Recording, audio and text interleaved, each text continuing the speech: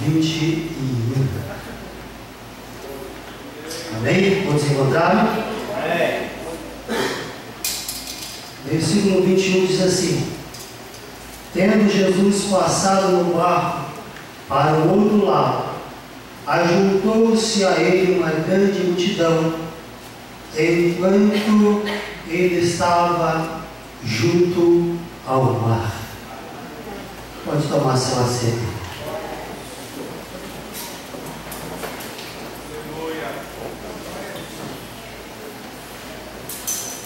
Amados, quando nós olhamos para a palavra, para a Bíblia, nós vamos ver grandes feitos que Jesus fez, que nos chamam muito a atenção. Um belo dia, Jesus ele chama os seus discípulos, depois de ter pregado uma palavra poderosa, entra com os seus discípulos no barco e diz para eles: passemos para o outro lado do lago. Entraram eles no barco e começaram a navegar. É um texto conhecido da igreja. E quando eles já estavam navegando, a Bíblia diz que Jesus adormeceu. E então os discípulos começaram a se ver em apuro, porque começou a ventar muito forte e as ondas começaram a ficar agitadas. E ali eles cometem um erro que nós cometemos nos dias de hoje. Qual é o erro?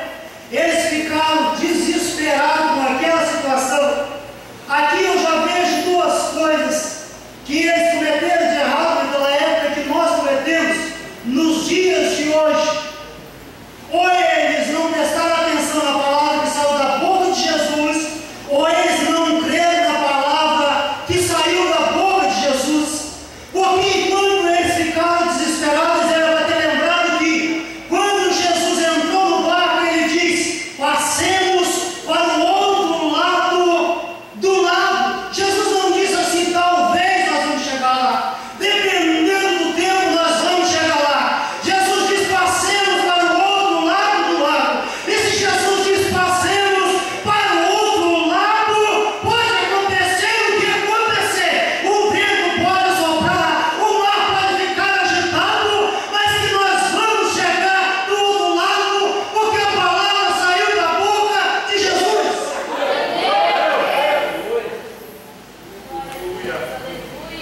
Eles passaram para o outro lado, fazendo o que? Chegando lá, havia um homem naquele lugar que ele ficava nos sepulcros. Era um lugar chamado Gadara, onde tinha um homem endemoniado. Jesus vai ali para libertar aquele homem. Acabando Jesus de libertar aquele homem, Jesus agora ele diz para os discípulos: vamos voltar novamente. E como nós conhecemos o ser humano, nós sabemos que o ser humano tem facilidade para se cansar muito fácil, pessoal.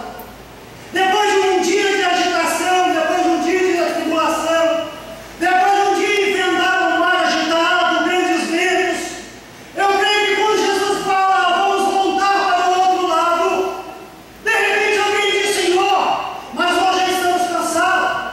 Senhor, nós tivemos um dia agitado. Vamos descansar aqui. Vamos ficar aqui. Vamos pegar alguns peixes. Vamos fazer aqui um churrasco.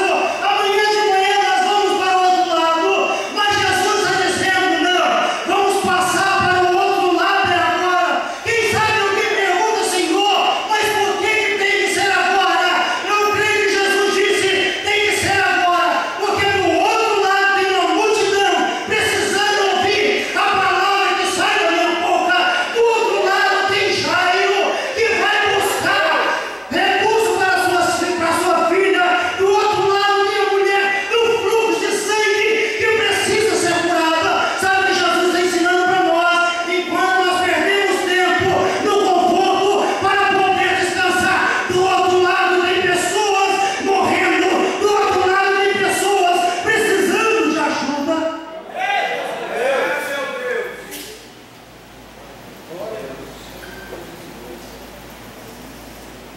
Aí nós lemos o texto: chegando Jesus do outro lado, havia uma multidão. Lendo esse texto e o contexto, eu consigo entender e separar aqui pelo menos 6 grupos de pessoas. Hoje é um culto de ensino, um culto da palavra. Quem gosta da palavra, amados?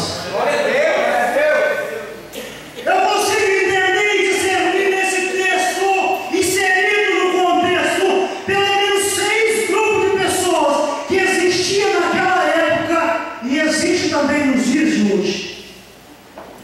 Agora fala comigo assim: qual é o grupo? Não, fala mais forte. Qual é o grupo que você representa? De novo, qual o grupo que você representa? No final dessa palavra você vai ficar sabendo. Quando Jesus chega do outro lado da Bíblia, havia uma multidão. A Bíblia fala apenas de uma multidão. Que multidão é essa? Aonde Jesus ia, aonde Jesus chegava, tinha uma multidão, mas não falava o nome dessas pessoas, não falava o nome desse povo. Por quê? Aonde Jesus ia, tinha aquelas pessoas que iam por curiosidade. Aonde Jesus estava presente, tinha aquelas pessoas que iam ali só simplesmente para ver o que ia acontecer, ou o que Jesus ia falar, ou se ia acontecer alguma coisa com alguém. Eu entendo que essa multidão era uma multidão que ia até onde Jesus estava presente, mas uma multidão que não tinha propósito, era uma multidão que não ia ali com algo certo, era uma multidão que não ia ali para buscar alguma coisa de Jesus, ou para oferecer alguma coisa para Jesus. A Bíblia diz simplesmente de uma multidão. Essa multidão, lendo o texto e o contexto, nós vamos entender que essa multidão, ela não chama a atenção de Jesus. Uma multidão que ia até onde Jesus estava presente, mas sem propósito. Um povo que ia até onde Jesus estava presente, mas sem um alvo, sem um propósito, sem adoração, ou sem crer, ou sem fé, que ia receber alguma coisa de Jesus. Então eu já vejo aqui um primeiro grupo inserido nesse texto. Não vale a pena ser como essa multidão, porque quando nós vamos para onde está a presença de Jesus, nós temos que ter propósito. A Bíblia diz que chegando Jesus havia uma multidão e veio um homem por nome Jairo. Quem era Jairo? Primeiro, ele era um dos principais da sinagoga. Sendo ele um dos principais da sinagoga, ele era um homem conhecido na sociedade. Sendo ele um dos principais da sinagoga, ele tinha que ter conhecimento da lei. Sendo ele um dos principais da sinagoga, ele era um homem que todos olhavam para ele, respeitavam ele, porque naquela época se respeitava alguém que representava uma autoridade. O homem era conhecido ali e todos que olhavam para ele sabiam quem era Jairo. Mas agora Jairo, ele vai dar aqui um exemplo para a igreja do presente dos dias de hoje. Porque Jairo, sendo tudo isso, a Bíblia diz que quando ele chega diante de Jesus, ele fala: Senhor, eu sou Jairo. Senhor, eu sou o chefe da sinagoga. Senhor, eu sou um homem graduado, conheço a lei. É eu que ensino o povo, não. A Bíblia diz que Jairo, sendo tudo isso, ele chega e se prostra diante de Jesus. Quando Jairo se prostra diante de Jesus, ele está dizendo: Senhor, o povo me conhece como chefe, o povo sabe que eu tenho conhecimento, o povo sabe que eu até tenho recurso, mas nada disso, Senhor, importa e nem vale nada se eu não estiver na sua presença.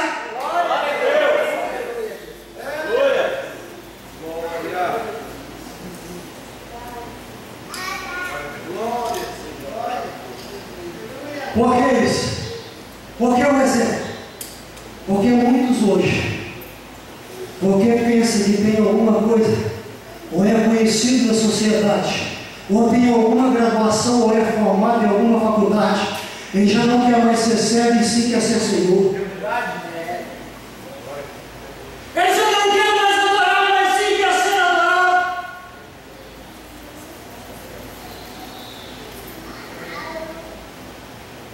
Agora aqui a gente vê a diferença. Pedro, um homem cheio do Espírito Santo, quando ele vai para a casa de Cornélio, um homem importante, centurião, chegando lá, Cornélio se dobra diante de Pedro. Pedro diz: levanta-te,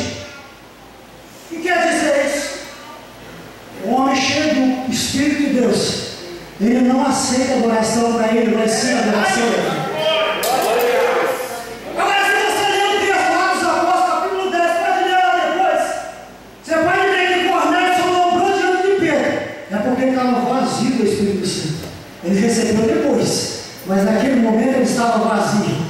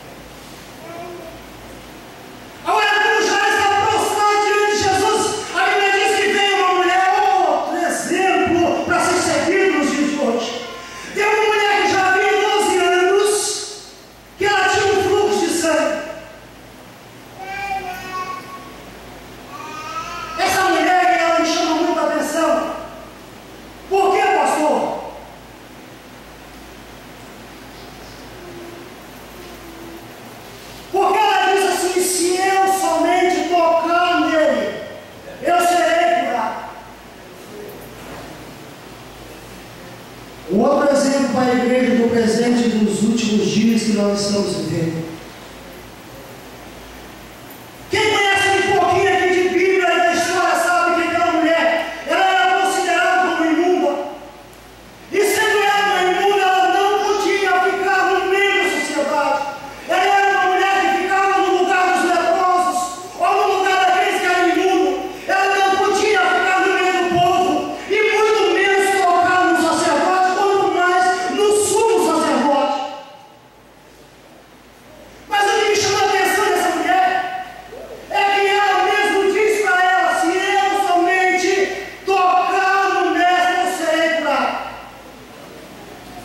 Não foi Pedro que profetizou sobre a vida dessa mulher.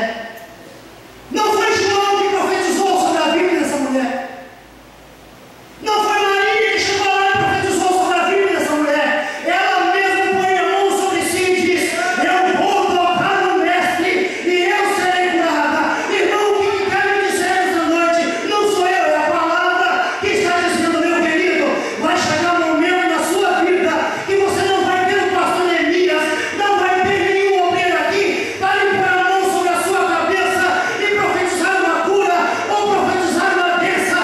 Vai ter um momento na sua vida que você mesmo vai ter que pôr a mão na sua cabeça e vai dizer: Satanás, sai da minha frente, porque eu vou tocar no mestre e eu serei curado.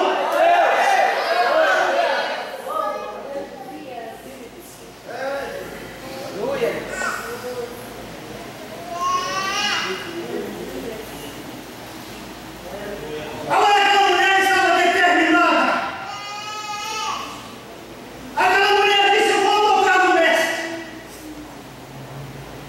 Imagine uma mulher excluída da sociedade. Imagine uma mulher que ninguém dava nada por ela.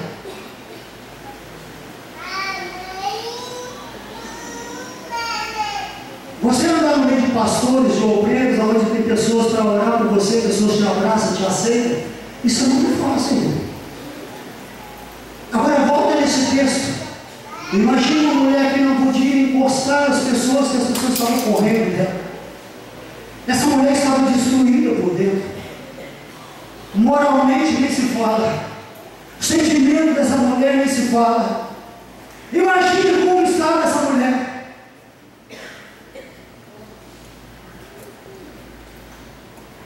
Agora ela disse: eu vou tocar no mestre. E quando ela sai para tocar no mestre, havia sempre uma multidão em volta do mestre. E onde Jesus estava, tinha uma multidão. Os discípulos, eles estavam sempre em volta de Jesus. A Maria, a mãe de Jesus, também estava lá. Mas a mulher, ela parte para tocar em Jesus. E eu entendo que quando ela vai tocar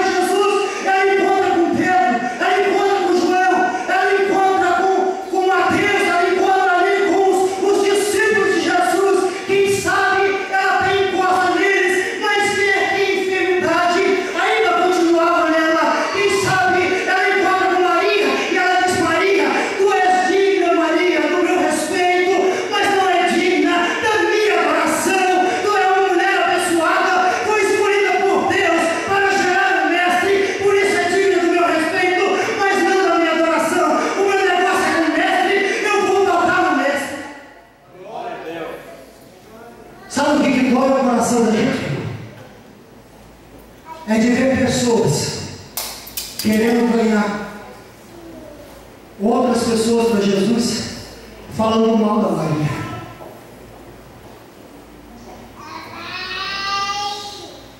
Precisa colocar cada um no seu devido lugar. Maria foi uma mulher abençoada, escolhida por Deus, sim, digna entre as mulheres, digna do nosso respeito, mas não da nossa adoração, cada coisa no seu lugar.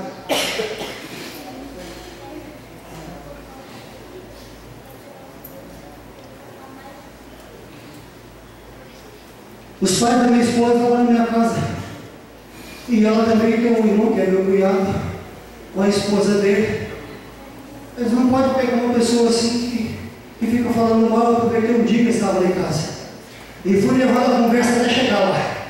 Quando chegou lá, eu falei assim, não, agora nós vamos colocar cada coisa no seu lugar. Não tiveram mais argumento. O que dói é hoje eu vi ali no terminal de manhã, milhares de pessoas nas filas para poder entrar nos ônibus para ir trabalhar. Um senhor de gravata, de pé, com a Bíblia na mão, apontando para o lado do ônibus e gritando maior altura, assembleando: você é sem educação, essa sede você toma, o capeta também toma. E eu falo: o Senhor traz esse homem na minha frente, para falar uma verdade para ele. Mas não deu tempo, porque aquele povo que estava ali, pastor Elias, eles não estavam precisando de ver livre de ninguém com palavra. Eles não estavam precisando de ouvir ninguém brigar com ninguém por causa de denominação. Eles precisavam de ouvir uma palavra de Deus.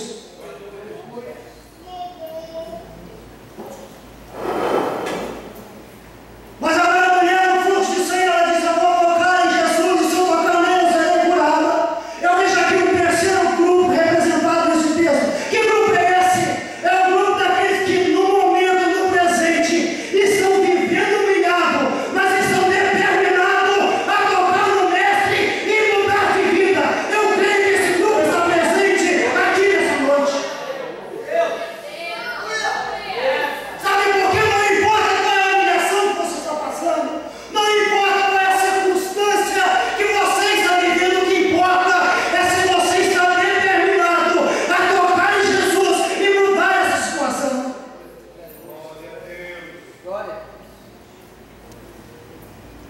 Aí o texto diz assim: estando ele.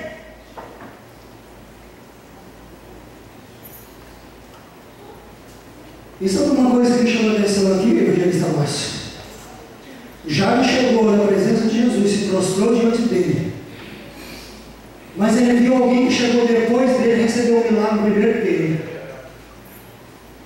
Quantas pessoas chegaram e entra na campanha, ora sobre o monte e desce o monte: Senhor, eu preciso. Deus sabe que você precisa. E você já viu o irmão do lado contar até o testemunho de quem já recebeu, e você não recebeu ainda.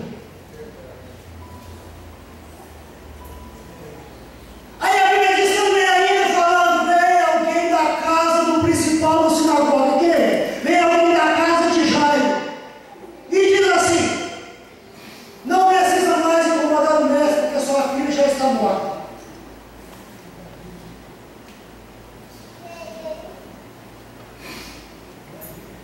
Mas peraí, ele não foi buscar Jesus quando a menina estava ainda doente? Como é que ele foi buscar Jesus e a situação piorou?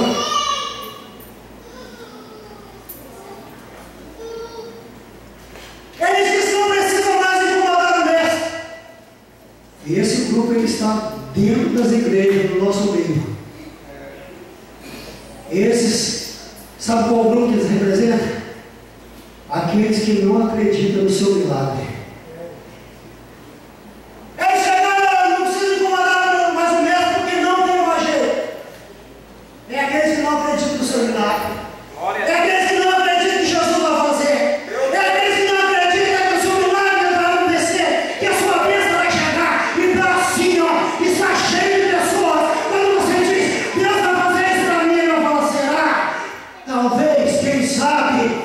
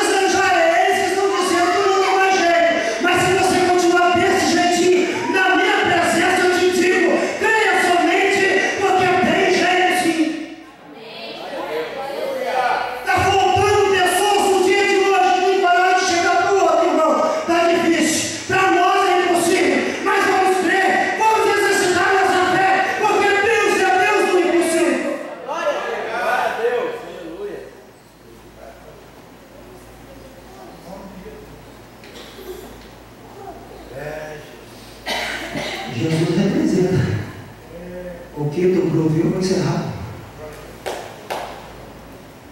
Mas e o sexto grupo, irmão? Foram 6? Quando Jairo se prostrou diante de Jesus, ele falou o quê? Senhor, vamos lá na minha casa, minha filha está enferma. Quando Jairo estava ainda falando, veio o quê? Alguém da casa de Jairo, até onde estava Jairo e Jesus, dizendo: não incomoda mais o mestre. Que grupo é esse? Esse grupo é aqueles que não estão presentes. Mas eu creio que tem um monte de Jairo aqui nessa noite. Através da sua busca, através da sua oração, através da sua intercessão, a graça de Jesus vai visitar eles aonde eles estiverem.